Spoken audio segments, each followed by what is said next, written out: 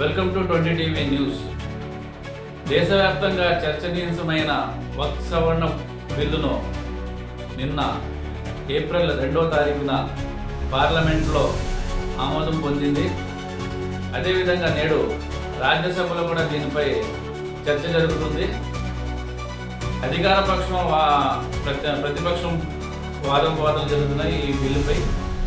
ఈ బిల్లు ముస్లిం సమాజానికి ఏ విధంగా నష్టం చేకూర్చుతుంది, ఇందులో కేంద్ర ప్రభుత్వం చెబుతున్నట్టుగా ఇందులో ముస్లిం సమాజానికి లాభం చేకూరుస్తుందా, నష్టం చేకూరుతుందా ఇత్యాది విషయాలు మనం అడిగి తెలుసుకోవడానికి నేడు విజయవాడ జమాతే ఇస్లామీ ఆంధ్రప్రదేశ్ రాష్ట్ర అధ్యక్షులు మొహమ్మద్ రఫీక్ గారితో ఉన్నాం మనం. ఈ బిల్లుపై ఏదైతే జేపీసీ నియమించి ఆ రిపోర్టు ఇవ్వడం, దానిపై నిన్న పార్లమెంట్లో మెజారిటీ సభ్యుల ఆమోదం తెలవడంతో నేడు రాజ్యసభకు ఆ బిల్లు వచ్చింది.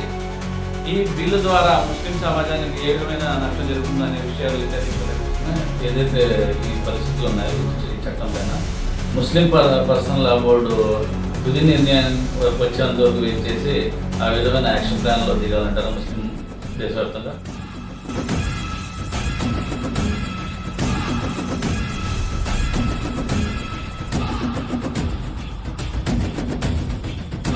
విపక్ష పార్టీల వాళ్ళు, అలాగే ముస్లింలు ఉన్నటువంటి ఇంటెలెక్చువల్స్ వాళ్ళు వెళ్ళి కలవడానికి వెళ్తే కలవడానికి కూడా చాలా మంది ఒప్పుకోలేదు. అందులో ముస్లింలు ముందుంటారు. ఎందుకు ఈ మాట అంటున్నానంటే, బాబ్రీ మసీద్ యొక్క వివాదంలో సర్వోన్నత న్యాయస్థానం అక్కడ మందిరం లేదు, కానీ మెజారిటీ ప్రజల మనోభావాన్ని గౌరవిస్తూ మందిరానికి అనుగుణంగా మేము తీర్పిస్తున్నామని చెప్పగానే భారతదేశంలో ఏ ముస్లిం కూడా భావోద్వేగం మనసులో ఉన్నప్పటికీ కూడా ఎక్కడ న్యాయస్థానానికి వ్యతిరేకంగా కానీ, లేదా అరాచకాలు సృష్టించే ప్రయత్నం కానీ, లేదా సమాజంలో అల్లకల్లోలం చేసుకొచ్చే ప్రయత్నం కానీ చేయలేదండి. విజ్ఞత కోల్పోతే ఏ దేశంలో అయితే మత కల్లోలాలు, అంతర్యుద్ధాలు, పేట్రీలు పెరిగిపోతాయో ఆ దేశాలు అభివృద్ధి గడించినటువంటి దాఖలా ఒకటి కూడా లేదు. కనుక దేశం సర్వతోముఖాభివృద్ధి సాధించాలంటే దేశంలో ప్రజలు అన్నదమ్ములా అక్క చెల్లెల్లా కలిసి ఉండాలి. భారతదేశం నా మాతృభూమి, భారతీయులందరూ నా సహోదరులు.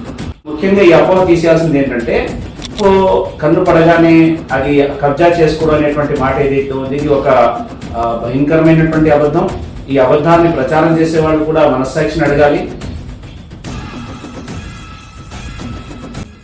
ఈ ఏదైతే వక్ఫ్ బోర్డు సవరణ బిల్లు చేస్తున్నారో ముస్లిం సమాజానికి ఏ విధమైన నష్టం చేకూరుస్తుంది?